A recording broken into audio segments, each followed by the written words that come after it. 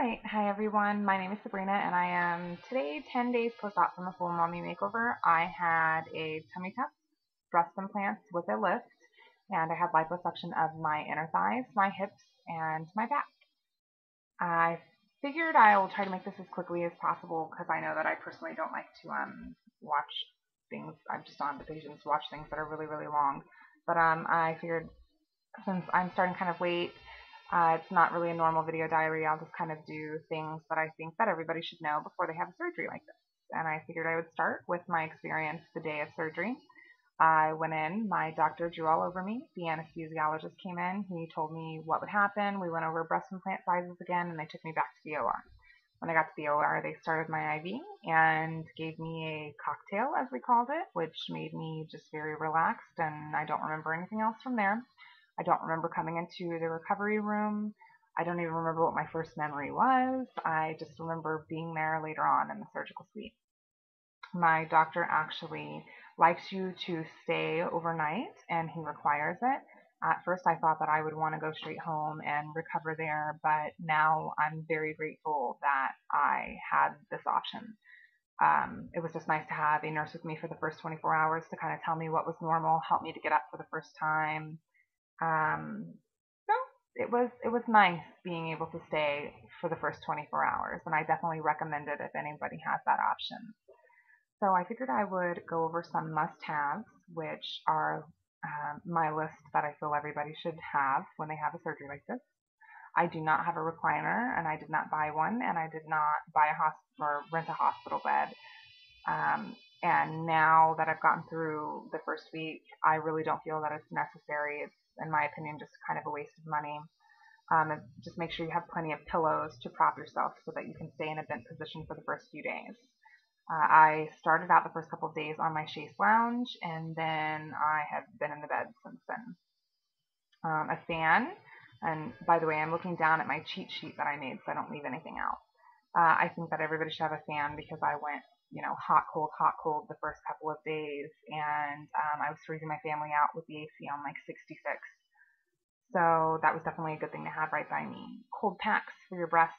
I did not think that I would use these, but I definitely did. They came in handy with just the swelling and kind of helped with the pain of the pressure from the breast, which was not terrible, but it was, nice to just have.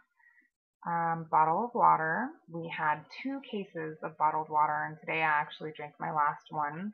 That definitely helped so that my husband didn't have to run up and down the stairs nonstop bringing me water, and just kind of alleviated some of the caretaking from him. Crackers and snacks right next to your bed. I also suggest you have some kind of shelf or something right next to you, a dresser, a nightstand that you can put all of your medications and everything on and have them, right by you. But it was good to have that to, help my husband get a little break. And also, if you're feeling nauseous or something from your medication, you've got your crackers right there. I think reading material is a good thing to have, although I didn't use mine for the first week or so. I just recently started reading it. I really didn't have the patience to read the first few days. Also, a lanyard for the shower. This was something that the nurse suggested to me, and I actually had one from Carnival Cruise Lines, and it just came in very handy to hang your drain on while you were in the shower, or if you have more than one drain. Then hard candy. This was something I didn't have, but luckily the nurse at the surgical suite had it. When you go through this surgery, they actually put a breathing tube in, and they give you a medication while you're asleep to help dry out your saliva so you don't choke on your own saliva. And when I woke up, I was just very cotton-mouthed. My throat was kind of sore, and I was drinking, I think I drank like 7 or 8 bottles of water in the first couple of hours. And after they took the catheter out, I was up and down to go to the restroom so much, more than they want you up at that point. So the nurse had some hard candy, and that really just helped to keep my throat feeling moist so that I didn't feel the need to obsessively drink water. And then some things that I figured I would go over the drains. The drains were not painful, they were just more of an annoyance. I actually only had one. I did not have any in my breasts, and I just had one for my stomach. And it was taken out 4 days after my surgery, and I've had no complications. When it came out, I didn't have any pain. I didn't even feel anything. I was worried about that. And then the sutures I actually just had taken out yesterday on day 9. That as well was not painful. It was a little more irritating than the drains, in my opinion. And it was just a very weird sensation, especially when they were pulling the one out of my belly button, because it went from one side of my belly button to the other and it was kind of stuck. So they were, having to tug on it, and it didn't hurt, but it was just very unnatural feeling. The need for a pain pump. I personally did not have a pain pump, and I'm not the best when it comes to pain, but now that I've gotten through the most painful part of the surgery, I personally don't think that it's something that is a must-have. If your doctor offers it, fantastic. If not, I really think that you'll be okay. The pain is very manageable with just oral medications. Putting trash bags on the furniture or puppy training pads. That's something that's really important if you're having liposuction, because you leak after liposuction. Some people leak, moderately, and some people leak excessively for the first couple of days, and you don't want to ruin your furniture, so it's good to have it protected. Xanax. My doctor had prescribed me Xanax before the surgery. I really didn't think that I would need it, but definitely the night before in the morning of the surgery, I was so nervous that I did take it, and it did help to really calm me down. Another thing that I really didn't think about is after the surgery, it's actually really good because it just kind of helps to relax you and relax your muscles, and it really did help. I took it for the first 24 hours after surgery, and it really did help me just to feel better and more calm. I wanted to go over back pain from hunching. That was pretty much the most painful part of the surgery for me. Was you're hunched over, you can't stand up straight right away, so the back pain was extremely intense, especially sleeping on your back propped up on pillows. So this is completely normal. I was actually having like back spasms, and I just wasn't prepared for that. I didn't realize that that would be so painful, but that's something I think everybody should just have a heads up on. I actually called my doctor on day 8 and told him that the back pain was just horrible. I wasn't having surgery pain, but the back pain was really bad, and they said that I needed to start forcing myself to stand up. Not forcing myself all the way up. You really at that point you can't tear your incision, but they don't want you forcing yourself, but to really start working on getting yourself upright and to stop sleeping on my back. They said to start sleeping on my side, which was a very weird, just very unnatural feeling. Although I'm a side sleeper, it felt just very awkward, not painful, but to the point where you don't want to lay that way because it just feels so weird. And the muscles were very tight, were stretching out even on my hips, which I thought was kind of odd.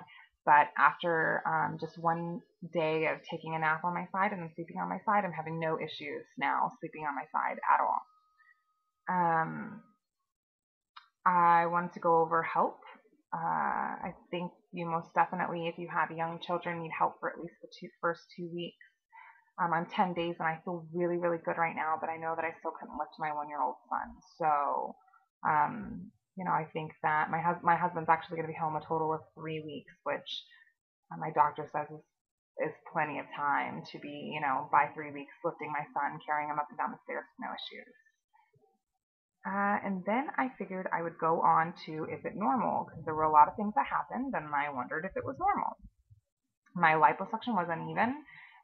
In fact, it still tends to kind of go back and forth, but when I first took my band off and looked at my stomach, my hips were 2 completely different sizes, and I was extremely alarmed. That really was not a big issue. It's kind of from the swelling, and since it has gone down and they are normal, thank goodness. My breasts were uneven and my nipples were uneven. They weren't pointing in the same direction, but as the swelling is going down in my breasts, they're now the same size again, which before they were way different sizes, but they're the same size. My nipples have now evened out and are pointing in the same direction. So, and it's actually still very early, so my breasts are still going to change a lot. But I just wanted to let you know that when you look in the mirror, don't freak out yet, because it takes time to really see your finished products. If you have a squishing or watery noise underneath your breasts when you move, it is completely normal. Nothing is popped or anything. It is just air that is trapped underneath the incision. My clothes do not fit me, and that was something that alarmed me at first. My old jeans, I tried to put them on yesterday for my post-op appointment, and they are way too small. But my body looks fantastic already, and apparently it's all due to swelling, and it can take a while for it to go away, but it will. It will go down, and you will fit in your clothes again. But be very careful what you're eating right now because, of course, you can't be very active right now, and you don't want to put on a lot of weight while you're laying in bed after you've had a surgery like this. And then I wanted to go over depression and regret. I'm sitting in my room all the time. I really do get up a lot, and I've been going up and down the stairs probably more than I should have, and trying to be around the family and everything. But the first couple days, you do stay wherever you're at in your room or wherever for most of the time, and it can get kind of depressing, and I think that that's normal. And then when you're going through just some of the pain and everything, I kind of started to regret, like, oh, is this really going to be worth it? And absolutely it's worth it, and it's normal to feel that way, and it's definitely normal to wonder if you've done the right thing, but you have, so just hang in there. The first 48 hours were the worst. They weren't excruciating pain, but they definitely were very uncomfortable.